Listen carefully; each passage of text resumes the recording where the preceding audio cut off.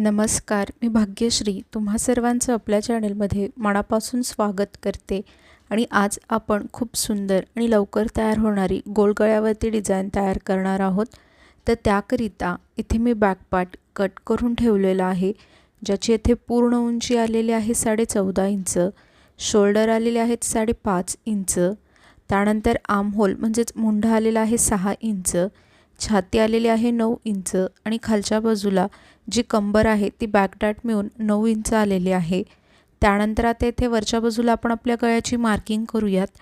तर इथे मला माझे रेडी शोल्डर 2 इंच हवेत, म्हणून मी अर्धा इंच मार्जिनचा घेऊन 2.5 इंचावरती एक मार्क केलं। त्यानंतर टेपला त्याच पॉईंटवरती ठेवून घेऊन खालच्या बाजूला जी माझी गळ्याची उंची आहे ती इथे मी 11 इंच घेते।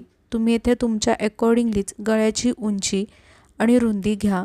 त्यानंतर इथे जी खालच्या बाजूची गळ्याची रुंदी आहे ना, ती इथे मी 3 इंच घेऊन व्हिडिओमध्ये दाखविल्याप्रमाणे इथे तुम्हाला एक बॉक्स ड्रॉ करून घ्यायचा आहे।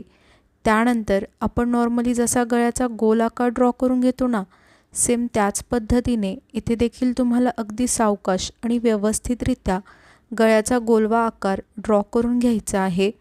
त्यानंतर बॅकपार्टला ओपन करून पुन्हा त्याला अगदी व्हिडिओमध्ये दाखविल्याप्रमाणे व्यवस्थितरित्या फोल्ड करून घ्यायचं आहे आणि त्याला फोल्ड करून घेतल्यानंतर इथे हाताने असं थोडंसं टॅप करून घ्या, म्हणजेच थापून घ्या, जेणेकरून आपली त्या साईडची डिझाईन त्याच्या समोरच्या बाजूवरती देखील ट्रेस होऊन म्हणजेच उमटून येईल। त्यानंतर आता इथे मी अस्तर आणि मेन फॅब्रिक घेऊन दोघांनाही अशा पद्धतीने राईट साईडवरती राईट साईड म्हणजेच बरोबरीच्या बाजूवरती बरोबरीची बाजू ठेवून घेतलेली आहे। त्यानंतर आता इथे तुम्हाला व्हिडिओमध्ये दाखविल्याप्रमाणे संपूर्ण गळ्याच्या आकाराला अगदी व्यवस्थितरित्या स्टिच करून घ्यायचं आहे। फक्त स्टिच करत असताना एका गोष्टीची काळजी घ्या की मध्ये त्याला बॉल पॉईंट पिन्स लावून पिन्सने सिक्युअर करून घ्या, जेणेकरून जेव्हा आपण आपल्या गळ्याचा आकार स्टिच करू तेव्हा आपलं कापड इकडे तिकडे हलणार नाही आणि आपण जसा गळ्याचा आकार ड्रॉ केलाय अगदी तो तसाच स्टिच केला जाईल। त्यानंतर इथे खालच्या बाजूला म्हणजेच कमरेच्या बाजूला देखील मी अर्धा इंच मार्जिन घेऊन त्याला सरळ शेवटपर्यंत स्टिच करून घ्यायचं आहे। जे इथे आपण अशा पद्धतीने स्टिच केलं तर बघा, शेवटी आपण कमरपट्टी सेपरेटली स्टिच करतो तर त्याची इथे आपल्याला गरज लागणार नाही। त्यानंतर इथे कमरेच्या बाजूला हे जे एक्स्ट्रा कापड आहे त्याला देखील तुम्हाला व्हिडिओमध्ये दाखविल्याप्रमाणे अगदी व्यवस्थितरित्या कट करून घ्यायचं। त्यानंतर इथे संपूर्ण गळ्याच्या आतील बाजूस थोडंसं जास्तीचं कापड ठेवून व्हिडिओमध्ये दाखविल्याप्रमाणे संपूर्ण गळ्याची कटिंग अगदी व्यवस्थितरित्या इथे तुम्हाला कंप्लीट करून घ्यायची आहे। त्यानंतर आपण संपूर्ण गळ्याच्या आतील बाजूस हे जे जास्तीचं कापड ठेवलं होतं ना, त्याच कापडावरती व्हिडिओमध्ये दाखविल्याप्रमाणे छोटे छोटे कट्स तुम्हाला इथे देऊन घ्यायचे आहेत। त्यानंतर आता हा जो आपला गॅप क्रिएट झाला आहे ना, त्याच गॅपमध्ये हाताला पास करून या बॅक पार्टला व्हिडिओमध्ये दाखविल्याप्रमाणे सरळ बाजूस पलटी करून घ्यायचं आहे। त्यानंतर आता इथे तुम्हाला व्हिडिओमध्ये दाखविल्याप्रमाणे संपूर्ण गळ्याभोवती टॉप स्टिच देऊन घ्यायचे आहे। टॉप स्टिच म्हणजे काय तर दाबटीप। आता इथे दाबटीप म्हणजे काय तर जसा आपल्या गळ्याचा आकार दिसतोय त्याच आकाराला फॉलो करत अगदी व्यवस्थितरित्या संपूर्ण गळ्याला स्टिच करून घ्यायचं आहे। त्यानंतर इथे खालच्या बाजूवरती देखील आपल्याला टॉप स्टिच देऊन घ्यायची आहे। इथे देखील तुम्हाला जास्ती काहीच करायचं नाही आहे, व्हिडिओमध्ये दाखविल्याप्रमाणे अगदी सरळ शेवटपर्यंत त्याला स्टिच करून घ्यायचं आहे। त्यानंतर आता इथे तुम्हाला अस्तर आणि मेन फॅब्रिक एकमेकांना चारही बाजूने व्हिडिओमध्ये दाखविल्याप्रमाणे स्टिच करून घ्यायचं आहे। जर तुम्हाला हवं असेल तर मी नॉर्मली ज्या पद्धतीने तुम्हाला अस्तर आणि मेन फॅब्रिक एकमेकांना फॅब्रिक ग्लूच्या मदतीने चिकटवायला सांगते ती देखील तुम्ही इथे पद्धत वापरली तरी देखील चालेल। त्यानंतर हे जे जास्तीचं कापड दिसतंय ना, त्याला देखील तुम्हाला व्हिडिओमध्ये दाखविल्याप्रमाणे कट करून घ्यायचं आहे अगदी व्यवस्थितरित्या। जर तुम्ही इथे अस्तर आणि मेन फॅब्रिक एकमेकांना फॅब्रिक ग्लूच्या मदतीने स्टिक केलं असेल तेव्हा देखील जे जास्तीचं कापड होतं त्याला देखील तुम्हाला अशाच पद्धतीने कट करून घ्यायचं आहे। त्यानंतर हे जे आपले दोन्ही बॅकडाट आहेत त्याला तुम्हाला इथे स्टिच करून घ्यायचं आहे।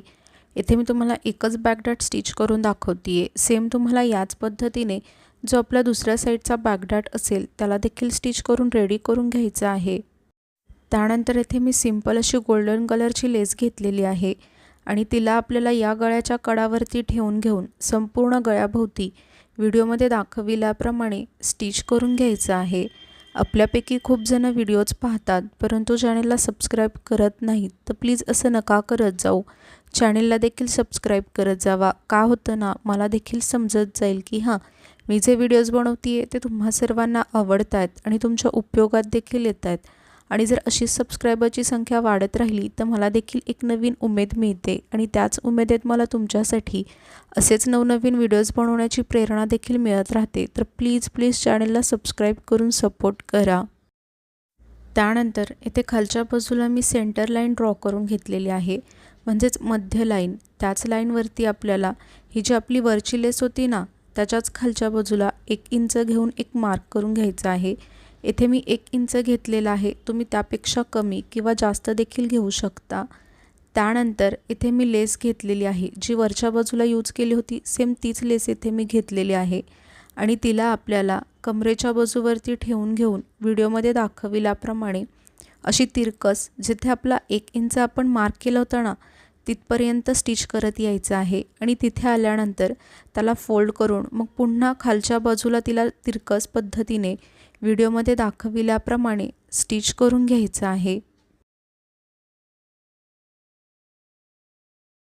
त्यानंतर आपली जी ट्रायंगलची लेस असते ना, तिला इथे मी घेतलेला आहे आणि जी आपली वरची लेस होती ना, म्हणजेच गळ्याच्या गोल आकारावरती आपण स्टिच केली होती, अगदी त्याच्याच खालच्या बाजूला थोडासा गॅप ठेवून ही जी ट्रायंगलची लेस आहे तिला मी स्टिच करून घेते।